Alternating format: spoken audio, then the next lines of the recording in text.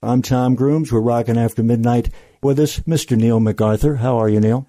I'm pretty good, sometimes known as Colin Blunstone, but I answer to anything. I have noticed over the past week since you landed on the shores of the United States of America, you've been chasing the past. You've gone beyond the borderline. We're all still young again, and we all still got that hunger, and it's because of you and your bandmates. Well, those are all titles from the Zombies' latest album, Still Got That Hunger, and it's true. The band does still have that hunger. I think it quite surprises people that after 50 years, we still love to play just the same as we did when we were teenagers. When we go on stage, that same energy is still there. We really love to play rock and roll. It is incredible, and the members who are with you, let's give them credit in terms of what they deserve. You have, of course, yourself and Rod. You have Jim, who is an exceptional British musician. I've known over 40 years when he was with the Kinks. Jim Rodford is a phenomenon and an inspiration to us all. He's played with the Kinks. He obviously was a founder member of Argent, and he's played with many, many other top musicians. And he's such a fine musician and a wonderful band member as well, a real team player. His son is on drums, Steve Rodford, my favourite drummer in the world. I'm so fortunate to know him through Jim. He's a wonderful player and an all-round musician as well. And on guitar we have Tom Toomey, who's one of the best acoustic players I've ever heard, and a wonderful electric guitarist as well. I had heard that Eric Clapton stays inside a lot when Tom's in town. Well, maybe. I don't know if that's true. But Tom is a breathtaking guitarist. He really is. Congratulations on Still Got the Hunger. Opening up for you the other night, Bruce Sedano, Donna Summer's husband, and what a music icon he is himself. All the work that he's done. I used to talk him up on Weem and Winks on Alive and Kickin', tighter and tighter. He's playing with you tonight. Also, my main man, Felix Cavaliere, is going to hang with the Zombies. How'd you make that happen? Well, I mean, all I can say is I'm really, really pleased that we're playing with both of these wonderful players. Bruce, obviously, we've just done 3 or 4 nights with. He's an old mate. I love him. He's a wonderful person and a great player.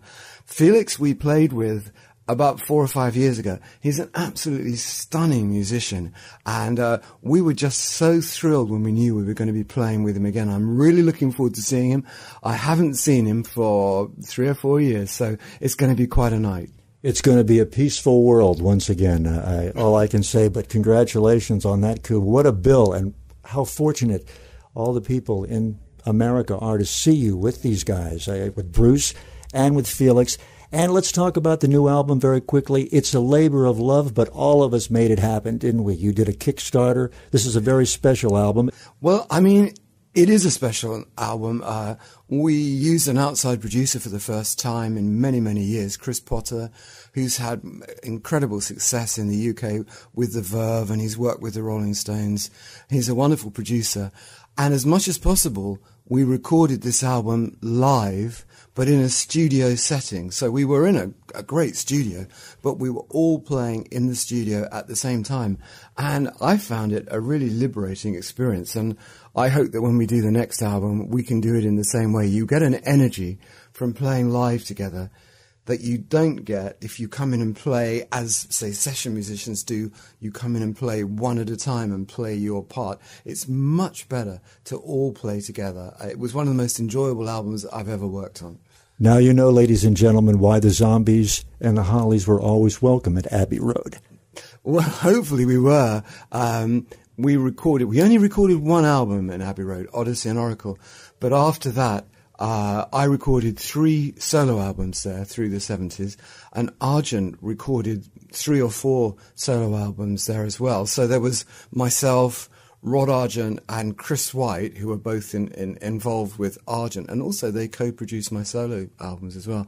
And it was like having the old team back together again, but under a slightly different name. You're in the Groove Yard. I'm Tom Grooms. Our guest, the legendary Colin Blunstone.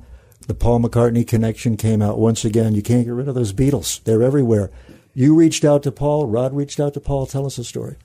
Well, it was actually our management company reached out to Paul because one of the tracks on the album that Rod wrote, he thought it would be interesting, and I think he meant it as an affectionate nod to the Beatles. I mean, we're fantastic Beatles fans. That we just name-checked the song Yesterday at the end of a completely different song. Let's forget about today, just like the Beatles used to say, I believe in yesterday. It was meant to be fun, but Sony didn't think it was fun, and they tried to put a block on the album, and I can understand that. They're businessmen, they have to do what they have to do.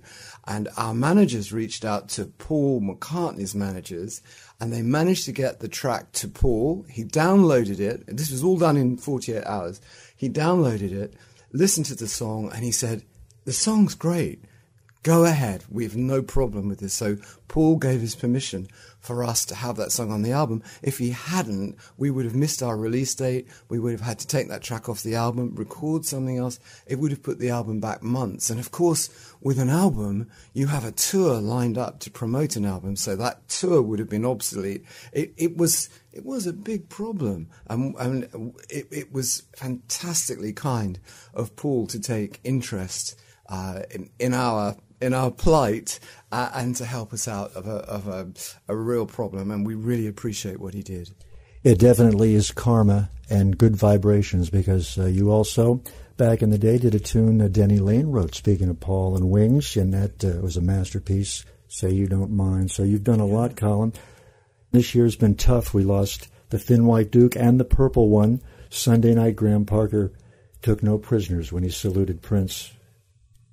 Well, it has been a very sad year, and, it's difficult to know what to say, except with all these people that probably started their careers in the 60s or early 70s, there's a whole tribe of us that are coming up to a certain age, and you start to think that, very sadly, this is going to happen more and more, because everyone's getting to around 70 years old, and that's what happens. So, I would really encourage everyone to get out there and see some live music and enjoy these people. And I don't mean this in a desperate way, but while they're still here, you must get out and enjoy them because they're all wonderful live performers. You're not going to give up. You've been doing it 55 years. You and Sammy Hagar, you can't drive 55. You got to go 65, don't you? Well, I very much want to keep playing live. I love it. It's part of my life.